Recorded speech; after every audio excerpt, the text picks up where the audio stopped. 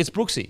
Like, watching him play in the first 10 or so, 15 minutes, I was like, oh, I'm a bit worried here. He looks like I wouldn't say shell-shocked, but a little bit nervous to stamp his authority into the game. Then he hit the 20-minute mark, started running the ball, started swinging both sides, where you're sitting back going, oh shit, this Manly side, where you actually have to worry about Brooks and DCE turning up on both sides, very, very scary. And then when he goes over for the try, it sealed it for me. I'm just so happy for him. I understand he's been on a big wicket for a long time. I get that. But the age-old saying, money can't buy happiness. And there were many years where it didn't look like Brooksy was happy. He is now, and look, I get it. As Tigers fans, you expect your number one player to deliver. I'm not discounting that at all. But from just a human level, to see him smiling, to see the way he played, Brooks is my English player of the week. Yeah, the try to wrap up the Vegas round that he scored was just such a special moment for a bloke who sort of touched on it earlier, but has been criticised and just copped everything on the chin like a true professional and just a good bloke over the years. And there's the argument there that people say he's gone to Manly, he's not the head honcho anymore with Turbo and DC, the pressure's off. I think as a footballer, largely that's correct. The pressure is off. But at the same time, there's also people going, he goes to Manly, he's got his fresh start, he's with these stars. If he plays poorly, then it's like he's a fraud. We were right, he isn't a great player. Yep. The criticism at the Tigers warranted. And to come out and play the way he did, and just on top of that, we speak on this show so often about how hard it is to go to new clubs, particularly in the spine, and form combinations straight away. Mate, at times, Tommy Turbo, DCE, with Brooksy, they look like they've been playing together for years. For sure. Like that drop under, I know that eventually Tom Trbojevic didn't score the try, but that timing takes a while to get. It really does. The double drop under with Ben Trbojevic to Tom Trbojevic, that takes a time. Like usually, put it this way. Look at the Broncos attack yesterday. Like, it was clunky as shit. And they played together for a very long time. So, Brooksy to come in and play and also just like knowing when to, I wouldn't say get in the way of DCE, but knowing when to just go, you know what, I'm going to swing this side. Yeah. Get me the ball. That first try, I know he didn't score the try, but that was on the right side of the field. He was predominantly on the left side. Little things like that. The scary thing for oppositions is this is just the beginning of this partnership. Imagine what it's going to be like round 20, round 21, if they can keep a forward pack together. What do you reckon, Matty? Yeah, he fit right in, didn't he? And it was awesome to watch. The vibe I'm getting, I don't want to speak on behalf of people, but the vibe I'm getting on like social media and just comments about it is that people are willing him. Like, people really, really want him to succeed. Like, this is the Tigers-Brooks divorce was the divorce that people have been longing to happen for a while now. So, yeah, I was, even though I was against my team, I was stoked to see him play well, and I really, really, really hope he continues this for the year. He had 19 runs. When was the last time Brooksy had 19 runs? Unbelievable. 19 runs, 102 metres, 2 tackle breaks, a line break assist, 24 tackles, only 2 misses. Yeah, so happy for him. And I think there's a really good point, Timmy, that of all the stories that were leaked about him, all of the different narratives and yarns that have been created around Brooksy because he's on this big wicket, I can't remember a controversy he's ever had. He's never got in a press conference and sat up there and sooked and, complained. He just copped it. And even when his own club was leaking stuff, eventually he kind of come out and was like, it sucks that they keep leaking. I'm sure there is so much that we don't know that's happened in the Brooks story that he hasn't talked about. Yep. I promise you that. And he's held his tongue the whole time. It's such a credit to him as a bloke and the way he's dealt with it all. So I just hope he has a big few years at the Manly Sea Eagles. Yeah, really do. If you're a Manly fan, you must be looking at going, we haven't had a halves combo like this in since Foz, pretty much. Like, outside of that, you've had makeshift 6 guys that have come and gone. So very exciting. So Brooks, use code Brooks. That is BROOKS for free delivery on your order, plus a chance to win a $200 credit voucher. Okay. All right. It is time to get into it then. Manly defeat South 36-24. Great win for Manly. Look, we'll get the obvious out of the way. Defence for both sides wasn't great. But from an attacking perspective, the fact that they were gelling as quickly as they would, I would say that South looked substantially more clunky in attack than Manly. But as South do, they managed to find a way. that way often is Latrell Mitchell just going, give me the ball. But yeah, Manly defeating South 36-24. I thought Manly looked outstanding. I thought that they looked in sync. They had set plays. There was twos and fro's in this game, so it wasn't like there was just a first 20 minute of a battle and then momentum was swung to one team and then they just held it. It was genuinely every probably 15 minutes the momentum would swing either way. Their ability to stay in the game, to hang in there. I thought Manly, it's a great start to the year against so you've got Jackie Whiten, Campbell out, Shaq Mitchell. Who else? That's Munro, Fringy. So we'll go with those three players. But Munro probably would have pushed. Yeah, so Munro, but not a crazy amount out. So that's definitely not an excuse as to why they lost. Great win for Manly. Seabold, notorious fast starter, so it will be about can you maintain this, 20, 26 rounds. But all in all, a really, really good start for Manly, and I think that Manly fans should be incredibly proud of the opening round for their team. Yeah, I think the first thing, and touching on the defences being a little bit leaky, is that one of the big watches going into Vegas was how was this narrower field going to impact the game, and in particular the attack. I think it had a big impact on the attack, and I think they knew that was coming in, and that's why the referee, the interpretations, were a bit light on, and that they didn't blow the whistle too often. So, people say there was, 60 points scored in the game, so that's ridiculous. For the first game of the season, they completed at, I think it was 80% and 78%. There was 6 penalties for the entire game. The Bunnies' first one, as I mentioned before, was in the 73rd minute. So I think where we saw the attacks being a little bit, not off maybe the Bunnies at times, there wasn't a lot of clean busts down the edges. There was a lot of busts through the middle because when the fatigue got into the game, there were blokes just out on their feet because no match fitness. Yep. Half the boys had played a trial here or there, it might be, but the attacks were pretty good. Defence was questionable for both of them, but again, it was played at such a frantic speed on that really thin. What was it, AstroTurf or grass? No, it was grass, but it was a very really fast thin, track. Fast track. So this isn't the way a normal football game is going to be adjudicated or played when they get back to Australia. So willing to turn a little bit of a blind eye to the points conceded for both sides, give or take the Bunnies in the back line a little bit. We'll get to that shortly. But yeah, mate, the Manly Sea Eagles, their attack was outstanding. We just spoke about Brooksy, Tommy Trbojevic. When he came back last season, he was jogging around, didn't push that hammy. He looked frightening. I think Manly as well, they left a few tries out there. They did. Their attack was outstanding. Ben Trbojevic got within bees right at the start. The sub break, they could have scored off that, but Cherry Evans knocked the ball on. There was another one, they left a few points out there. Equally, there was some good, even though the defence was very questionable, there was some great scramble defence by South. Cookie had a great one, Cam had a great one, Trell had a great one. That's a kind of positive as well, but it was just a great attacking game to watch, wasn't it? Okay, on the Manly side, Olakau'atu. Before you get into individual performance, you mentioned, and you've said it before, Seabold coach teams notoriously start fast.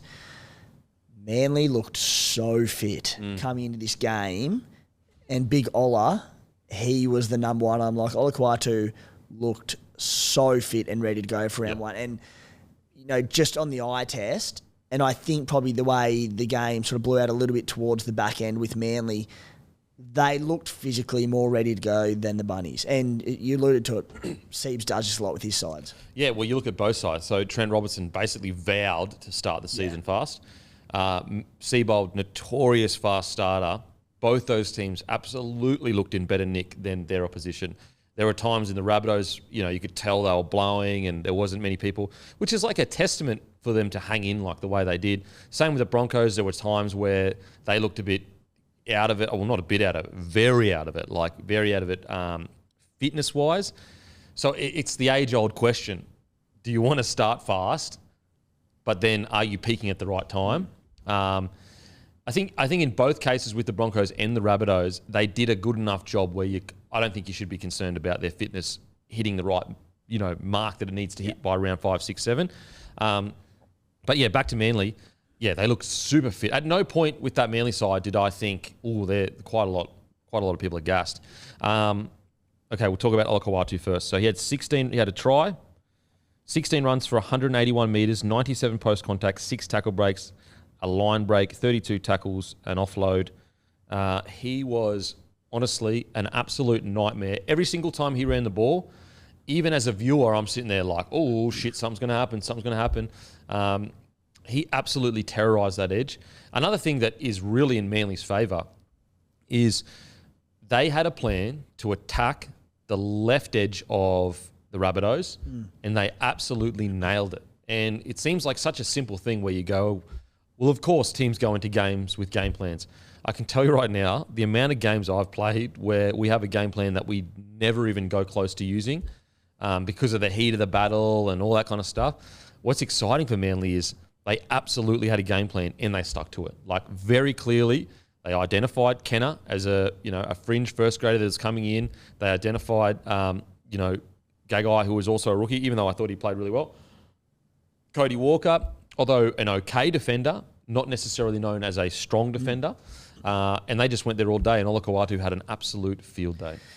They nailed it, didn't they? And, it was clear as daylight going into the game that they were going to target that edge. And, you look at Ilias, defensive questions at times. They got through both edges because they were so good, but their Jai Arrow, a new edge partner, we said last week we think he'd been shifted edges and Clyde went to the other edge so that Arrow could help out Ilias, but again, a new defensive combination. Tass and Kenner both struggled in the centres. Gagai in his first game in the NRL on the wing. There was defensive frailties, but as you said, you've got to be a good team to exploit it at any time. How potent is both edges, but how's Ola going to go running off Daly Cherry Evans and he's steaming into a hole?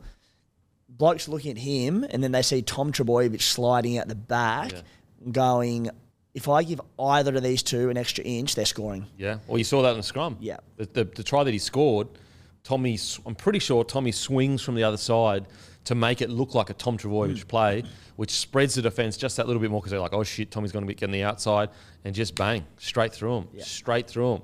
And also, Olakau'atu, even though I thought Keon still had a solid game, I didn't think he was bad, but who won the battle? It was Olakau'atu won that battle. And there's every chance those two boys are playing for the one origin spot. Yep. And one game into the season, Ola, I watched that whole thing and every Blues fan would have been the same, just going, holy hell, if he keeps this form up. And it's only one game sample. It's not a one game sample size because we've seen him do similar enough for Manly the last couple of years, but that was the best he's ever looked. If he can continue that towards Origin, that form, he's going to do some damage. Yeah, and it's every time he runs the ball. Every time he runs the ball, he's bending the line. You very rarely see him on the edge where he kind of just takes up. The only time it happens, and I think Keon in the first half also did this, they just sometimes, and I'm being hyper nitpicky here with both these boys, sometimes they have a tendency to try to crab across field because they're so used to being able to fan, offload, all that good stuff. Sometimes I would just, if I'm a coach, and Keon really straightened his running up in the second half, I would say, for every crab across field run you have, I want 2 or 3 straight and hard runs and don't even think about offloading. And I think that's what we saw eventually with both those players, especially in the second half. They just went, boom, I'm just straightening up, and it just bent the line every time. We use this example all the time, but it's Dave Fafita. And, Fafita had issues with his attitude on field and his output at different times a couple of years ago. And last season he just went and just said, nah, I'm just focusing on running the ball and running that hard back row line. Kalamatangi and Olakau'atu, they don't have that issue. But you're right, they can crab at times. They should never forget that they're both lean, just beasts who can run a great line. And if they run a great line, especially Olakau'atu off Cherry Evans, no one's stopping him. Watching the game yesterday, every time he touched the ball, as you said, he bent the line back and it just completely changes the momentum of a set, right? I just did the maths. He had 16 runs and 97 post-contact meters. Averaging that out, that's 6 post-contact meters every run for the entire game, which is ridiculous. Every time they got it to him, you could tell the Rabbitohs left edge was like, we don't know how to handle this big boy. They get a quick play of the ball through the guts, which off the back of the runs Tom Trbojevic has and Taniela Paseka, and they've got a defence retreating, and Ches, who's one of the best in the NRL at doing it, can get Ola one-on-one with his half, whoever it is in the comp, 10 metres from the line. There's not a chance you're stopping the big fella. He's just too big and explosive, plus he has footwork. Yeah. He's just unbelievable. So I tell you what, if you're an edge back rower heading into this year that you want to play Origin, like that's the benchmark. Yeah. At the moment, obviously he has to do this week in, week out, but at the moment, that's the benchmark that's been set of like Origin level back rower. Individual performances, one-offs, like a game like that from Ola, he's probably the number one edge back row pick, 80 minutes for the Blues. He needs to do it week in, week out and maintain this form leading into Origin, because last season he did similar early on. He killed it when the pressure was on and we needed him to stand up because there was back row spots on the line and he didn't quite lift. All right, mate, you're a year older, a year wiser. Let's see it all for the first 12 weeks. Massive performance from Olakau'atu. I want to talk about Ben Trbojevic, mate. I thought he was absolutely outstanding. He looks so fit. It's unbelievable. Like the amount of just effort on effort that he was making. I was watching him quite closely. He genuinely, if he stays injury free and he keeps playing like this, he won't lose his spot. I just don't know how you can get Schuster in that jersey while Ben Trbojevic is playing like that. Yeah. The boy's become a man, hasn't he? Absolutely. Over the off-season. And like last season, he just looks like this, the little baby-faced, younger Trbojevic brother. Yep. Seeing him out there and seeing him fire up at, do you remember who it was? One of the Bunnies players on the sideline there. Maybe Ilias? No, it was one of the bigger boys. I'm pretty sure. I might be wrong. But someone got dragged out or something like that, and there was a bit of a push and shove. I thought it was one of the bigger boys, and you just see him there, and then big brother Tommy comes in and sort of pulls him away, and that Burbo's Benny Trbojevic is fired up. And you just go, this kid's become a man, and geez, he looks good. He looks good, and he looks agile, super fit, good in contact, nearly scored multiple times. Mm-hmm. Also, that partnership with Tommy coming down that edge as well. So they're going to be way in sync. I can't stress enough. That double drop under play, that is hard to nail the way they nail. That's not an easy, your timing has to be perfect, absolutely perfect. Shout out to the video ref on that as well. And they I think might have been Cam Murray. They said, he's made the defensive decision to go in on him. As it was unfolding, you're just sitting there going, they're going to take this away. Straight away, made the defensive decision. Gap opens up. You're like, bravo. Great call. Was it Cookie's try? Was that Cookie's try saver? Cookie saved it on Turbo. Unbelievable. Ridiculous. Unbelievable As a from Cookie. Tom Trbojevic Supercoach owner, my heart broke. So Ben Trbojevic, I just can't, this is his first game this year. I can't wait to see him round 10, 11, 12. And to be fair, just kept getting injured the last 2 years. Yeah. He was getting chances, but just couldn't stay on the field. So it gets exciting for Manly because if Schuster can come back and hit the potential we know he can, him coming off the bench, it rounds out the forward pack dramatically. How good is this? And Lodge coming back too. How good is this for Josh Schuster to light a fire in his belly to go, if you don't perform, you're playing New South Wales Cup. Yeah. We've signed you on the money, so be it, but there looked like there was an edge spot there, certainly up for grabs, and they needed Josh Schuster to fire to be there and complete the team. Now they've got Ben Trbojevic. If you don't perform, we don't need you. We'll be all right. And Ben's young. Yeah. So it's not like an older guy that... Yeah. So, yeah. And if Schuster does respond and comes back and he's fit and he fires, and that's a headache, who to start, good place to be. And we know how good Schuster can be. We know, then it becomes when you get Lodge back, a firing Schuster back, all of a sudden this forward pack goes from concerns around it to, I think this is a forward pack that can get the job done. The other thing, when Schuster does come back, I touch on this with squad makeups quite often, but having Ben Trbojevic, who can slot in at centre and anywhere in the back line, not anywhere in the back line, but in particular centre, as well as he can as a back rower. And when Schuster's back there, to have that coverage and have one of the, at his best 5'8" in the game as cover for the halves, that squad is so well-rounded. Yeah. You've got Lawton off the bench, who I've always been a fan of Lawton, another one with so many injuries, but again, played minimal games last year and beat off some good competition at Manly to get that utility role, who can come in and play number 9 but be just as effective as a 13. It's a well-rounded squad. Also a very strange way to win a spot. Beaten off the competition. I heard that as well. Well, look, mate, Whatever's going on at Manly, it's working. Campy, as a former elite sportsman, you should know you've got to do what you've got to do to get to the top. And Manly boys are beating each other. I respect it, Lord. I respect it, baby. By any means necessary, getting to that side. How like that Trbojevic edge now, how good does it look with like Brooks there, Trbojevic, and then Cooler? Every time he touched the ball. He looks electric. Oh, my God. Manly's bench, really, really good. Going into the game, that was a concern I had, was their bench. Nathan Brown coming off the bench, and Ethan Bullimore to an extent too, that just explosive running, because that's the one thing I thought that they were lacking prior to the bench coming on. I thought through the middle they were just a bit, because they were so big, they're just not as explosive and quick, and I felt like that's where Rabbitohs were kind of getting a little bit of a roll on. As soon as Nathan Brown came on, all changed. Momentum completely changed. You know, we spoke about it earlier, but he might be some like a value of the season. I think if he can stay fit and stay in the park, in 6 months' time, we're talking about him as the value recruit of the season, because they wouldn't have got him on March. And He only just got put into the top 30. Yeah. It's crazy. I find it crazy. Why? Like, he has always been a gun. Even when he was at South, even when he was at the Tigers, like, he's always been a gun. Obviously, he did his best work when he was at the Eels. But yeah, the last 2 years have been quite weird. Like, he was only in Origin a few years ago. He's a gun. Yeah. I thought at the Roosters last year, though, in his limited opportunity there, he was great. He runs with so much aggression. He brings that anger and that, like, prick attitude to the game that every side and every pack needs. He runs a million miles an hour and bends the line.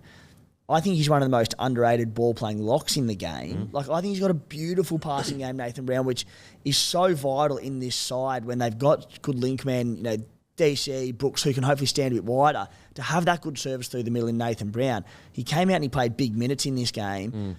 I'm so excited for him this year, and as you mentioned, I was about to say Kempy, just that punch off the bench, really excited for him. And who knows, we might get to a point where, again, 1 game sample size, but I've liked what I saw from him last year as well. He could be starting lock for them, and Jake Trbojevic goes to that, starts as front rower. Yeah. And what I like about the makeup is this is good selections from Seabold with Bullimore and Brown. They are a type of player. They're not the biggest, but they're super mobile and explosive, so they get quick play the balls. And that's exactly what they did. Like, that's a good tactical decision from Seabold, rather than going, you know what, I want to have, 3 big boppers off the bench. Rather, I'm going to have not as big boppers, but the tempo of the game's going to increase. I thought he nailed it. He nailed it. So, and then Sipley to come back in as well. Sipley to come back in, Lodge to come back in. Like Schuster, hopefully if he gets back to his best. The question will be with Manly is, yes, for sure, we know they have a top 8 side.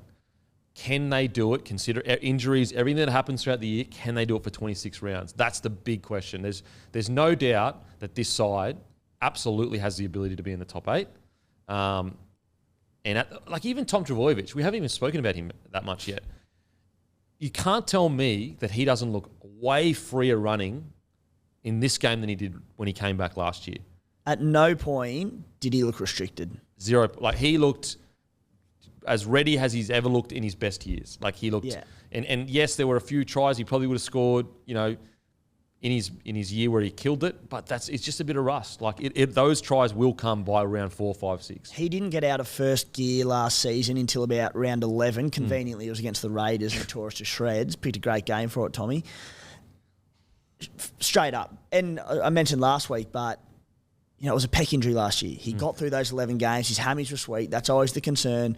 So in terms of running and doing all that, he hasn't missed a beat in the off-season. 28 runs. Yeah. And they're all usually quality too. His ability to pick the right moment to run the ball is it's honestly second to none, to be honest. Like, it's unbelievable. He's in for such a big year. Yeah. God, it's exciting. It's so good. It's just, look, this Manly side, very exciting. Dark horse. Like, we had our preseason predictions. It was all headed around, can Tommy stay fit? What will Brooks do? What will their forward pack look like? Right now, it's looking good. I saw enough as well on the week because, like in the past, it's been, and even probably in our season preview, saying if Tommy stays fit for the season, they're premiership contenders. If he doesn't, probably don't have him in our top 8. Again, it's only one game, but I think I saw enough and I liked enough, particularly with Brooksy and his impact on the team, to say that even if, God forbid, Tommy Turbo gets injured, with Kohler, with Garrick who can slot in at fullback, they can still make the 8. They can still push for the 4. Tommy's still the piece that can win them a premiership, but you can say that about nearly every team in the comp. If they lose their best player, they can't win a comp. So, but great signs. Great signs for Manly. Great signs.